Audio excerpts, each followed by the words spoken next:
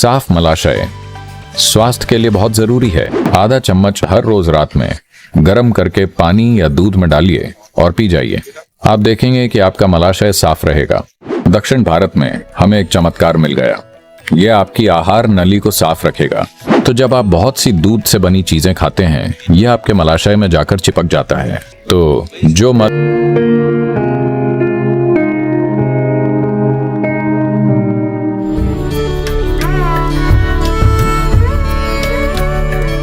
अगर आप fast food joint या सुपरमार्केट से लिया हुआ खाना खा रहे हैं, आप आमतौर पर बहुत कम पानी की मात्रा वाला खाना खा रहे होंगे। अगर मांसाहारी खाना है तो भी दिक्कत है, क्योंकि ये सिस्टम में बहुत धीरे आगे बढ़ता है। आप जो भी खाना खाते हैं उसमें पानी की मात्रा ज्यादा होनी चाहिए। आपके शरीर में 70% से ज्यादा पानी है। अगर आप कोई सब्जी खाते हैं तो इसमें आमतौर पर 70% से ज्यादा पानी होता है। फलों में 90% से ज्यादा पानी होता है। तो अगर आप पर्याप्त मात्रा में सब्जियां, फल, मेवे, अंकुरित चीजें अपने खाने में लाएं, तो पेट साफ होने की कोई दिक्कत ही नहीं होगी। आप बहुत सूखा खाना खा रहे हैं जिसमें पानी की मात्रा नहीं होती है। तो अगर आप पर्याप्त मात्रा में सब्जियां, फल, मेवे, अंकुरित चीजें अपने खाने में लाएं, तो इस परेशानी का हल अपने आप हो जाएगा।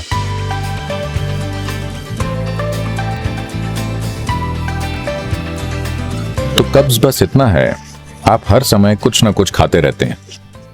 अगर आपके खाने में पर्याप्त अंतर हो, एक खाने से दूसरे के बीच में, आपको कब्ज नहीं होगी। अगर आप हर समय खा रहे हैं तो ये एक समस्या है।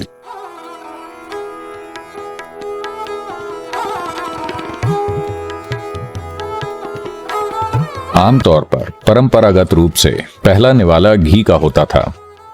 घी एक लुब्रिकेंट है जो आहार नली को चिकना कर देता है। यह पहली चीज है जो आपको खानी चाहिए, जिससे कि यह खाने का रास्ता आसान बना दे। लेकिन ध्यान रहे, अगर आप घी और कार्बोहाइड्रेट साथ में लेते हैं, घी और चीनी साथ में लेते हैं, तो यह फैट बन जाता है। लेकिन अगर आप सिर्फ घी लेते हैं या शुरुआत में खाने के छोटे से निवाले के साथ घी लेते हैं, तो यह लुब्रिकेंट की तरह काम करता है। तो जो घी का इस्तेमाल सही तरीके से करता है, उसका मलाशय हमेशा साफ रहता है, क्योंकि वहां कुछ चिपकता नहीं है, वहां कुछ भी ज्यादा देर तक नहीं ठहरता है।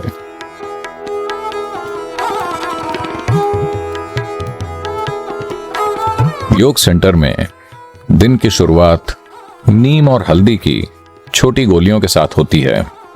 आपके सिस्टम में यह क्या असर डालती है, इसके बहुत सारे पहलू हैं। एक चीज ये तुरंत करती है कि यह आपकी आहार नली को साफ रखेगी। जब हम साफ कहते हैं, यह ऐसी जगह है जहां दूसरे जीव बहुत ज्यादा तादाद में रहते हैं। तो इस आहार नली में बहुत सारे सूक्ष्म जीव रहते हैं। इनमें से बहुत सारे हमारे लिए फायदेमंद हैं। हम उनकी वजह से जिंदा हैं। हम उनकी वजह से खाना पचा पाते हैं। शरीर के भीतर बहुत सारी चीजें उनकी वजह से होती हैं, लेकिन फिर भी बहुत सारे ऐसे हैं जो हमारे लिए नुकसानदायक हैं। नीम की खासियत है, खासकर जब इसे हल्दी के साथ लिया जाए, अगर ये दोनों चीजें साथ में हों, तो ज्यादातर वो चीजें जो हमारे शरीर के लिए जरूरी नहीं हैं, जो चीजें हमारे शरीर को नुकसान पहुंचा सकती हैं, किसी भी तरह का परजीवी, ये सभी चीजें दूर हो जाती हैं। साफ मलाशय स्वास्थ्य के लिए बहुत जरूरी है।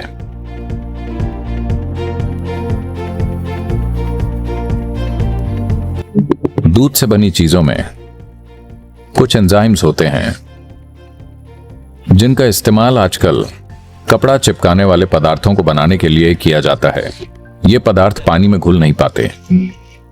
तो जब आप बहुत सी दूध से बनी चीजें खाते हैं, यह आपके मलाशय में जाकर चिपक जाता है।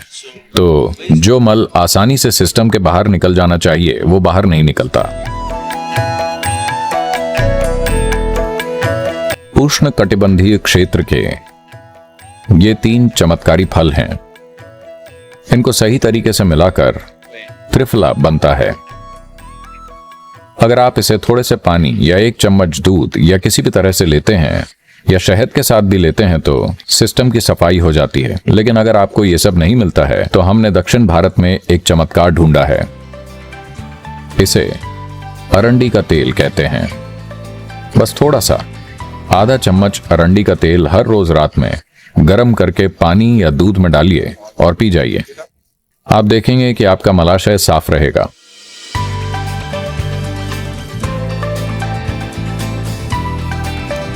अगर आप ये नहीं जानते हैं, आजकल डॉक्टर्स ये मान रहे हैं आपके दिमाग में जो हो रहा है और नीचे जो हो रहा है ये एक दूसरे से जुड़े हैं।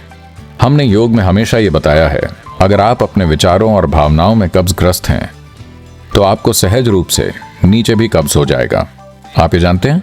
देखिए किस तरह आपका दिमाग और दूसरे अंग आपस में जुड़े हुए हैं, क्योंकि आप यहां पर जो भी करते हैं स्वाभाविक रूप से यह आपके जीवन की बुनियाद पर असर डालता है, मूलाधार पर असर पड़ता है, सिर्फ इसलिए कि आपके दिमाग में बेकार की चीजें चल रही हैं।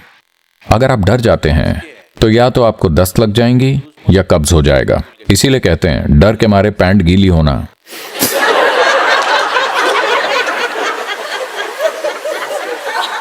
या तो ये गलत समय पर निकल रहा है या फिर ये इकट्ठा हो रहा है। जो भी हो, आपका पेट खराब है। दोनों तरीके से आपके दिमाग में जो हो रहा है और नीचे जो हो रहा है ये एक दूसरे से जुड़े हैं।